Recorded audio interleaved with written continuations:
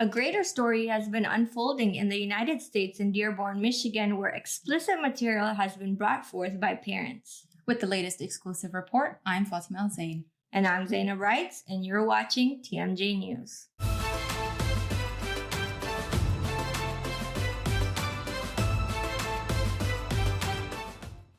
Recently, the concern has been growing amongst the community over the content that is being pushed into public schools, books, and curriculums. It all started when a mom of four, Stephanie Butler of Dearborn, said she noticed teachers on social media reveal where they worked and called parents stupid, as well as hateful words, which piqued her interest to know what was being taught at the children's school. Found a teacher at Dearborn High that had just bragged on social media about how she takes the children, she turns them into young progressive. She takes them to, Biden, Bernie Sanders rallies and things like that. And I just thought, well, this is interesting for a English language teacher to be doing all this. And then it kind of rolled into the books. And then, this is happening nationally. So obviously, if you watch the news, it's going to pique your interest and it makes you curious. Do you want to know what's in your kid's school? So I learned to use the server. It took me a long time to figure the system out. Everything is really, really locked down away from parents. And that piqued my interest even more. Like I had to have passwords, logins just to get in to see my kid's curriculum, her assignments, what she was learning. And it just kind of spiraled, down from there. So the books, she said, were brought to the board's attention were Push, All Boys Aren't Blue, And They Lived, The Lovely Bones, Eleanor and Park, Red, White, and Royal Blue, and This Book is Gay. Other titles that parents are concerned about but haven't brought to the board yet are Flamer and Oryx and Crake. The biggest question is, what are these books and what do they contain? Why is the content inappropriate for children? The books go beyond sexual education content and delve into how-to guides. One book, for example, This Book is Gay, teaches children to go to sex apps, such as Grindr, which concerned parents have argued could be dangerous to minors. This Book is Gay also teaches the reader how to argue with Christians and Muslims, highlighting specifically these two religions. The beginning of the book even highlights an age restriction for the content, stating it is for ages 18 plus. However, the book is available to children in high school as young as 13 years old. Oryx and Crake, another book that was brought forth, is a Margaret Atwood novel which hasn't been presented to the board yet, but contains disturbing themes from sex trafficking and child prostitution to watching gruesome killing rituals online. This novel involves sex with a minor, a 12-year-old girl that the character meets in a child pornography site. Flamer, also a book not presented to the school board, is a comic book about a 14-year-old sexually confused boy with explicit themes of nudity, watching pornography, and cutting one's wrists. Concerned parents have argued that the list of books are too many to list, but others have yet to be discovered yet that children may have access to. As awareness within the community grew, a rally to protect our children was held on September 25th that drew in over 800 parents, most of them visibly Muslim. We are in a state of crisis. Our efforts to protect our children from indoctrination and hypersexualization by a politically fueled woke movement are under attack.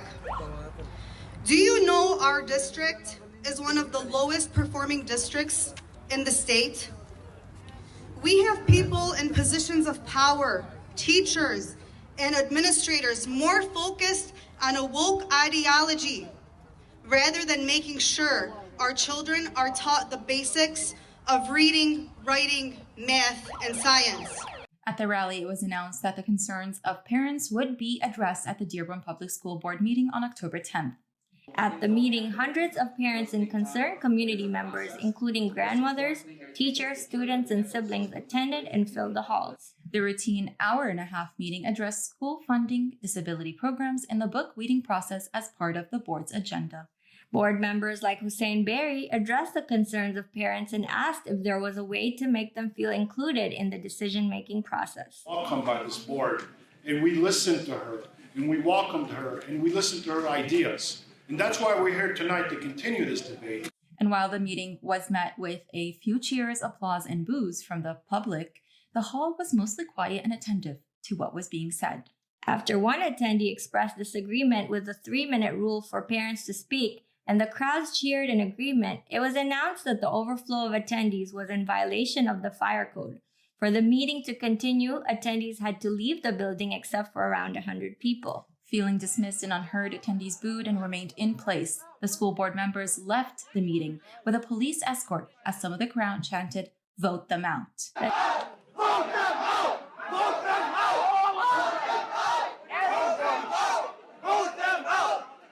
Attendees continued to remain in the building and discuss the issue at hand. One father, Mustafa Murtada, who has 2 children in Dearborn Public Schools, shared his concerns with TMJ News. I have 2 children in Dearborn Public Schools. They're both in elementary school. We have had experience with problematic books in libraries, in schools. Not necessarily in the school library, but in the classroom library, where my son came to me saying that he saw something that was sexually inappropriate. And this is something that happened actually late last year. So this case or this cause coming out is near and dear to me, my family, my wife, even our extended family, even for those who don't have their kids in public schools yet, but will have their kids in public schools. People have different philosophies when it comes to education. People have different priorities. People say, stick to sciences, stick to literature, stick to grammar. Don't teach kids how to think, don't teach them what to think, right? So there are different opinions, but there are laws, Michigan laws in place that call against exposing children to sexually explicit content, and parents have the right to resist their kids being exposed to such content. In my mind, in my opinion, this is not education. The law that Murtada was referring to is Michigan Law Section 722.673, disseminating, exhibiting, or displaying sexually explicit matter to minors, which include books, pamphlets, magazines, and printed matter. The other law parents at the meeting brought up was the Michigan Revised School Code 380.10, Rights of Parents and Legal Guardians, which states that it is the fundamental right of parents and legal guardians to determine and direct the care, teaching, and education of their children.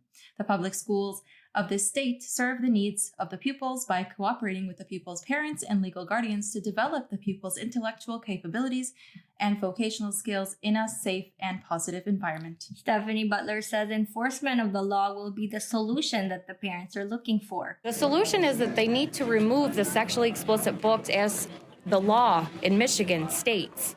And when that is done, the people will be calm. And until then, there's nothing to talk about. It's either they're getting out or they're going to remove the books as the law states, and that's it. Murtada said to TMJ News that the primary purpose as to why parents showed up to this school board meeting was to ensure that the resolution brought forth by parents is taken seriously. A resolution was submitted. There were individuals that wanted to speak in support of this resolution at the meeting. That didn't take place, but our hope is that they will carefully review the resolution, take it into consideration, and hopefully adopt some of it, if not all of it. That's what we hope.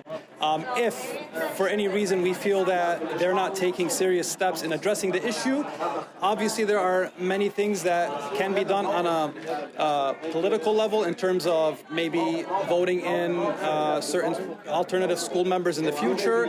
But I think right now the idea is to get this school board on board with taking the resolution seriously and giving parents the tools that they need to understand what is at stake for their kids and their families. The resolution for parental rights in public schools highlighted transparency towards parents, prohibiting the use of gender pronouns without the permission of parents, ensure that the materials given to children are free of explicit matter and are age appropriate, allow parents to play a pivotal role in the education of their children, and keep political opinions, lifestyle choices, and ideologies, including flags and personal beliefs, outside of the school environment. Hassan Bazoun, another attendee and father in the Dearborn community, says the explicit material was being pushed on children is tantamount to child abuse. These are, in my opinion, satanic ideas that are being implemented in kids' minds, into their psyche, into their personalities at a young age, that could very well undermine, the culture and the faith that they come from,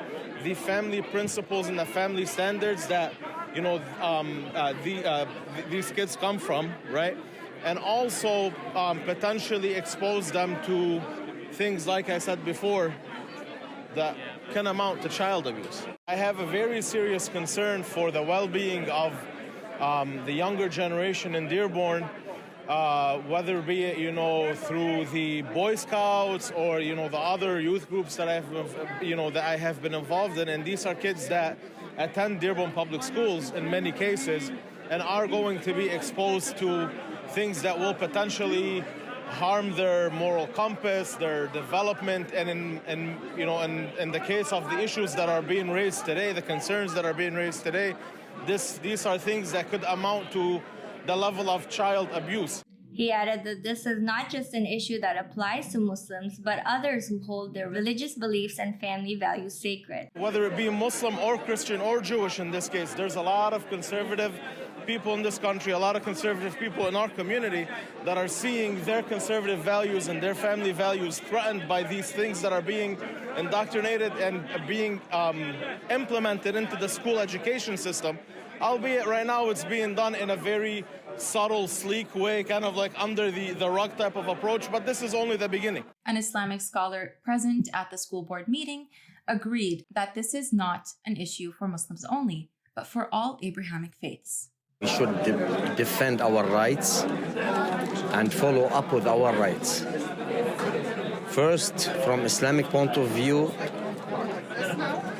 personally what we see here is forbidden in Islam and Christianity and Judaism too. It's very obvious that what they are doing is to corrupt the kids, to corrupt the generation, to corrupt the kids who will be the worker for our future. Now, if we leave the situation as is and we don't interfere, we don't raise our voice, first, we are not doing or we are not practicing our responsibility. I speak as Muslim in the first place. And also we are in a situation where we are so careless about our kids. Brian Stone, one of the attendees at the meeting and an LGBTQ activist, says he has no problem with the material after having read the books himself, and that parents have the ability to opt out if they wish. I think it's important to remember what constitutes sexually explicit content, right? So something that, for instance, gives the same information that we saw in sexual education classes in school is not considered sexually explicit because the purpose of the content is not to arouse, it's not pornography, it's to inform, right? So it's always important to start out with using the correct terms. However, that being said, each parent has the right to restrict their own child's reading material, right? So if a parent has a strong religious belief that they say, I don't want my child to read these materials, they have the right to opt out. The challenge is they do not have the right to tell every other parent and every other child in the district what they can and can't read. Stephanie Butler disagreed, pointing out that it would be nearly impossible for parents to opt out. I'll tell you why that's flawed. One, a parent would have to know each and every single title to opt their kids out. You can't opt them out of a genre. It's just each book you have to have. So you have to fill out a form. So say there's 50,000 out of 100,000, okay? Do you know 50,000 titles of what you want your kid to opt out? No. And then option two, pull them all the way out of the media center. Well, how is that fair to the kids? It's not fair. The law says that these materials cannot be here. So why are we not following the law? That's my question. Why are we not following the law? She further added that even the LGBTQ community's children should not be seeing inappropriate material. I don't believe that the LGBT community, teens, need to be portrayed in that negative light either by these sexually explicit books. These are children too at the end of the day, and they don't need to be represented in such a false, derogatory manner. They deserve respect and humanity just like the non-homosexual children do. TMJ Press covered the event in its entirety and interviewed several attendees who had different perspectives. Interestingly, the way other media outlets framed the 2-hour event was based on the few minutes of shouting by a couple of attendees. The messaging of the agenda and resolutions brought forth by concerned parents were not addressed in the articles and instead hyper-sensationalized to divert the issue at hand. Both sides agreed that this is in fact what happened. It is unfortunate that the meeting did get suspended. There were individuals in there that were disruptive. Yeah, they may have come to voice their concerns against these books, but their presence was counterproductive, and this is not representative of our views or how we want to approach the situation. Unfortunately, a few people have hijacked this meeting and made it impossible for everyone else to speak their mind. A retired librarian, Veronica Pinto, was also present at the meeting, but she had an entirely different take on this. She said that the key to all of this was more parental involvement. This is the biggest problem because you have 9th and 10th graders that probably should not be reading what the 11th and 12th graders are reading, and the 11th and 12th graders should not be reading what adults are reading. So I guess you just need a lot of parental involvement. I always read everything my kids read, so. The meeting to hear the concerns of parents was then moved to Thursday, October 14th at the Stout School in Dearborn, where parents who had submitted blue cards would be given 3 minutes time to address their concerns to the board. At the school board meeting, parents were ushered in through metal detectors and bag checks into an auditorium hall playing classical music. The board itself was situated onto the stage, far away from the audience. Parents, concerned community members, opposers, and students participated as speakers, highlighting various points. Last month, I came to the board meeting for the first time in my life, and we read some of the material that was in these so-called books. The Great Sex Act debate, there's actual reviews about Grindr. Now, does anybody need a college education or a PhD to know that this book is not appropriate for kids? We are a faithful people, and at the same time, we are a courageous people, and we're not going to give up until this issue is finally resolved. And unfortunately, it's not going to be resolved until you guys are removed from the board. I'm a product of these Dearborn Public School teachers, and my teachers, Miss Bristol, Miss Holmes, Miss Gruce. If I had uttered any of these words, would have grabbed me by my ear, dragged me to the sink, and washed my mouth out with soap. And how I wish they were here today to drag each one of you to that sink. Shame on you. Shame on you. Shame on you. Now, last Monday, some of you talked about opt-out form. I looked at the opt-out form. It's either my kids should be banned from all the books, and that's unrealistic, or I should state the title and the author of the book that they should check. So I should do your job and check more than 500,000 books. Our son, who was in the 4th grade last year, stumbled into a book in the classroom library. Basically, this book is about a kid coming to terms with his sexuality. And the book shows a sexually inappropriate image. When seeing this image in the classroom, our son, age 10, came to us that same day and reported to us what he had seen. We had no doubt that this book was intentionally placed in the classroom by the teacher. Being from Canton, I see this as an issue that doesn't affect just Dearborn. It affects all of us. Because if Dearborn, with the support and everyone that you see here tonight, if Dearborn falls, the entire country will fall. We will have no place to go. We are the children of this generation and future parents of more children. I hope our education doesn't relate to politics. Please let us live our childhood. There's nothing extreme about objecting to obscene content. I've heard a lot of comments about how the LGBT community has been mischaracterized and terrible things said about them. We're all against that. But I've also seen disparaging remarks made about the people here protesting the obscene content. That is not extreme. There is nothing in the least extreme about not wanting that material being promulgated onto minors. And I'm going to ask that needs to stop. There's nothing extreme. I'm not an extremist. I'm not a right-winger. Most of the people here are concerned about their kids.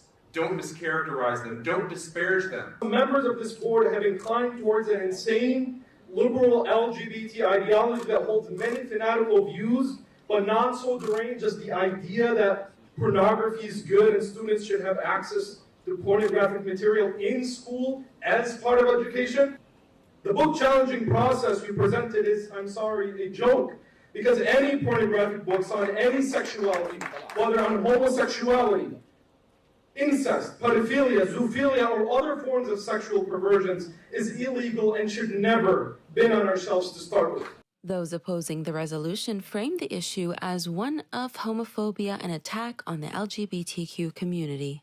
So the school board has done its duty. You've listened to the community's concerns, done your investigation, presented a reasonable program that allows each parent to make these decisions for their kids. And I, for one, won't give up my rights as a father to anyone whose parenting skills are so fragile their teenagers can be undone by ink on a page.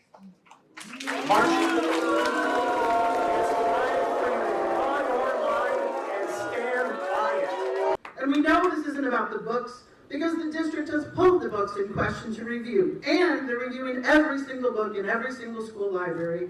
And they're allowing parents to opt out of any books. And they've created a repeal process. So let's stop pretending this is about protecting children from books. We all know this is about erasing our LGBTQ students and staff. It was literally written on signs people brought to the meeting on Monday.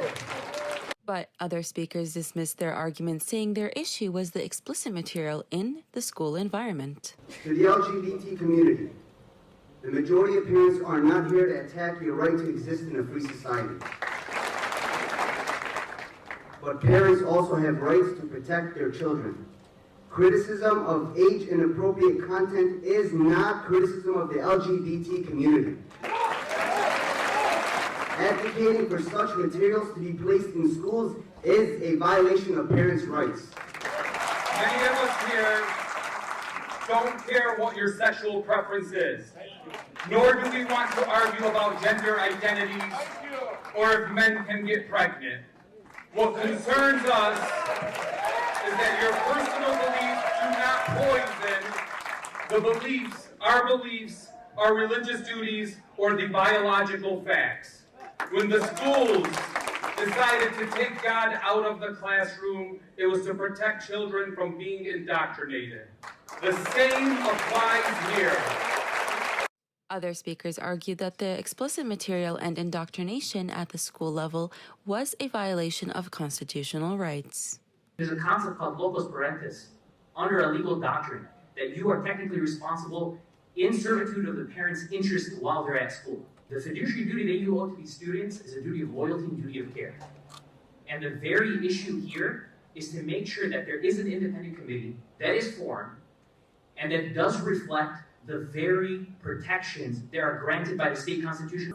Obscene, pornographic, and lewd content in their children's school library, a manifestation that subjects this body to criminal offenses under the threat of prosecution per MCL 722 sections 674 and 675. Pursuant to Michigan statute governing the public school system, MCL 380.10, parents are to be viewed as partners in our children's education. The law itself recognizes that it is the natural and fundamental rights of parents to determine and direct the teaching and education of their children. A day after the school board meeting, Hassan Shami, one of the fathers who has been leading the stance against Dearborn Public Schools, received a message from a Dearborn student at Crestwood High on October 14th about a teacher that allegedly has been reading an explicit book to the classroom. Shortly after images of this circulated on social media, the superintendent of Crestwood School District announced that the book has been removed. This story has national ramifications as the concerns in many religious communities in the United States, as well as neighboring Canada, are growing about what children are seeing, reading, and learning in public schools and the larger agenda at hand being pushed at the federal level. It was just on April 23, 2021, where the Biden administration granted blanket authorization to fly pride flag at embassies, according to an internal State Department cable, which suggests a top-down imposition of an ideology held by a small percentage of the demographic. More importantly, parents are calling into question the laws that have failed to prosecute those creating and distributing explicit material to the country's most vulnerable, children.